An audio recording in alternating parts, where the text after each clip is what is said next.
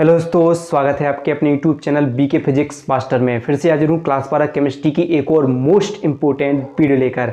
आज की इस वीडियो में एक बहुत ही महत्वपूर्ण नियम तैयार करने जा रहे हैं, जो कि है राउल्ट का नियम और उसकी सीमाएं। वेरी इम्पोर्टेंट नियम है, बोर्ड परीक्षाओं में हर साल पूछा जा रहा है, यानी कई बार आ चुका है। तो आज हम इसको बहुत ही सिंपल तरीके से तैयार करने वाले हैं, तो वीडियो को अंत तक जरूर देखिएगा।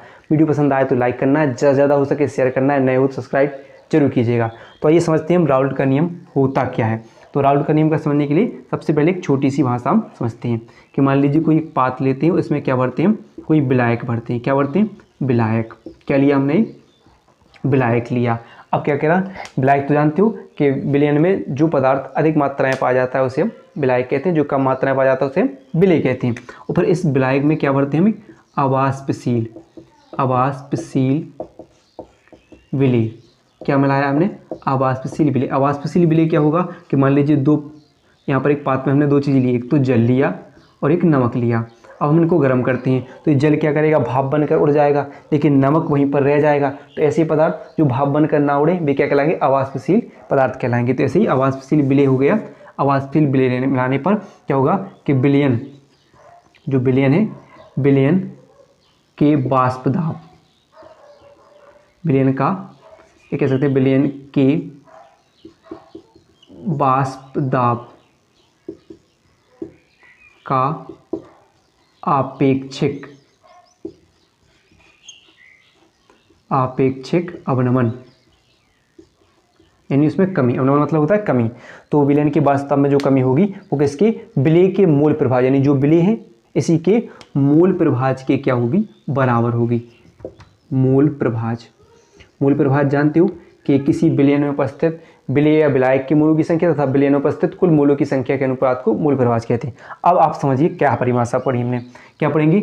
इस नियम के अनुसार किसी विलायक में अवाष्पशील विलेय मिलाने पर विलयन के वाष्प दाब का आपेक्षिक अवनमन, विलयन के वाष्प दाब का आपेक्षिक अवनमन विलयन में उपस्थित विलेय के मूल प्रभाज के क्या होता है? बराबर होता है। इसी को राउल्ट का नियम कहते हैं। कैसे? आइए लिखते हैं। तो इस नियम के अनुसार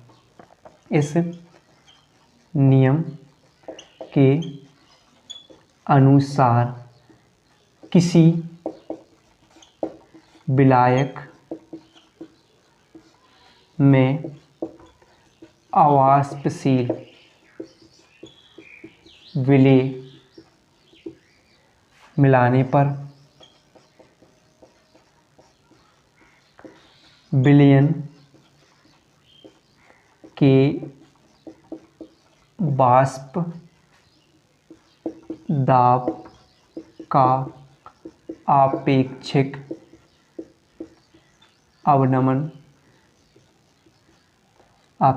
अवनमन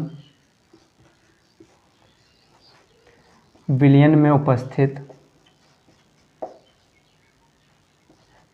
में उपस्थित विलेय के मूल प्रभाज के बराबर होता है। ये होता है क्या?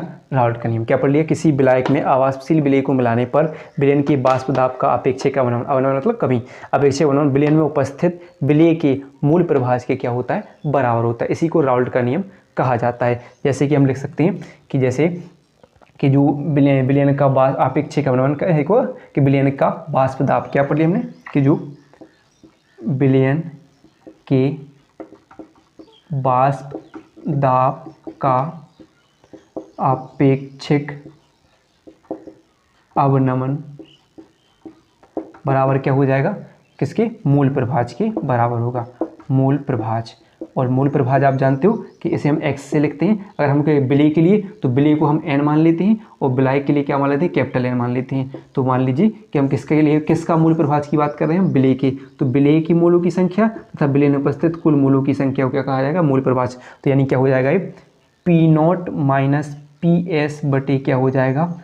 P0 बराबर जो मोल प्रभाज होगा वो x होगा, और x के लिए हम क्या लिख देंगे, विलेय के लिए लिख रहे हैं तो n/n प्लस कैपिटल N हो जाएगा, यानी एक ए फॉर्मूला निकल कर आ जाएगा किसके लिए, राउल्ट के नियम के लिए। अगर हम मान लीजिए कि विलयन अति तनु विलयन के लिए, अति तनु विलयन के लिए n का मान कैपिटल N की अपेक्षा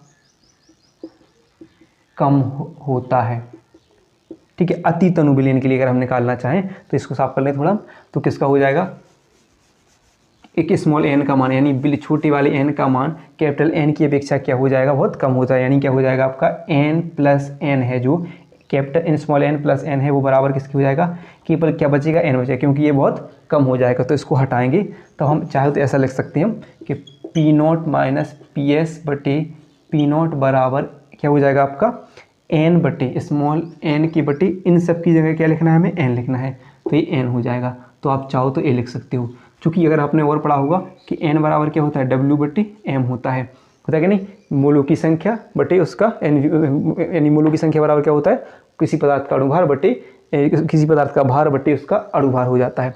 तो हम चाहें तो इसकी जगह हम लिख सकते हैं, यानी स्मॉल n और कैपिटल N की जगह कैपिटल W/कैपिटल M लिख सकते हैं। तब हम चाहें तो लिखें P0 माइनस PS/P0 बराबर हो जाएगा, स्मॉल n की जगह क्या लिखें हम, स्मॉल W/स्मॉल m बटे क्या हो जाएगा, कैपिटल W/कैपिटल M। अब चाहो तो आप इनको पलट सकते हो, यानी P0 माइनस PS/P0 बराबर हो जाएगा, ये कहाँ जाएगा, इसके गुणा में, और ये कहाँ जाएगा, इसके गुणा में, यानी स्मॉल W गुणे कैपिटल M बटे यहाँ पर क्या होगा, स्मॉल m गुणे कैपिटल W हो जाएगा। तो ये फॉर्मूला आपका सही से एक और निकल कर आ जाता है, इसको आप निकाल सकते हो। जहाँ पर अगर चाहो तो आपको लिखना हो कि एक हो तो होते क्या है, यानी P0 क्या होगा कि शुद्ध विलायक का वाष्प दाब, ठीक है, और P0 क्या हो जाएगा, विलयन का वाष्प दाब, विलयन का वाष्प दाब। और जो आप ये सब जानते हो कि स्मॉल w क्या हो जाएगा, विलेय का भार, विलेय का भार, और स्मॉल m क्या हो जाएगा, विलेय का अणुभार, विलेय का अणुभार। और यहाँ पर ऐसे ही जो आपका कैपिटल M हो जाएगा जो विलायक का अणुभार, वो कैपिटल W विलायक का भार हो जाएगा। इस प्रकार आप लिख सकते हो। तो ये तो हो जाता है राउल्ट का नियम। अब बात करते हैं राउल्ट के नियम की सीमाएं। तो राउल्ट के नियम की सीमाएं क्या क्या होती हैं, तो आप चाहो तो इनका स्क्रीनशॉट ले सकते हो, फिर हम इनकी सीमाएं लिख लेंगे तो याद हो जाएगा। इस नियम के अनुसार किसी विलायक के में अवाष्पशील विलेय मिलाने पर विलयन के वाष्प दाब का अपेक्षिक अवमंडन उसमें उपस्थित विलयन में उपस्थित विलेय के मूल प्रभाज के बराबर होता है। इसी को राउल्ट का नियम कहा जाता है। अब राउल्ट के नियम की सीमाएं क्या क्या होती हैं, तो वो हम लिख सकते हैं कि सीमाएं अगर लिखना चाहो तो ऐसे लिख सकते हैं, यहाँ पर लिख दें सीमाएं। सीमाएं क्या क्या होती हैं कि यह तनु विलयन पर लागू होता है, तनु विलयन पर लागू होता है, यह तनु विलयन पर लागू होता है। अगर दूसरी बात करें, यह अवाष्पशील पदार्थ होते हैं उनके लिए लागू होता है। यह अवाष्पशील पदार्थ वाले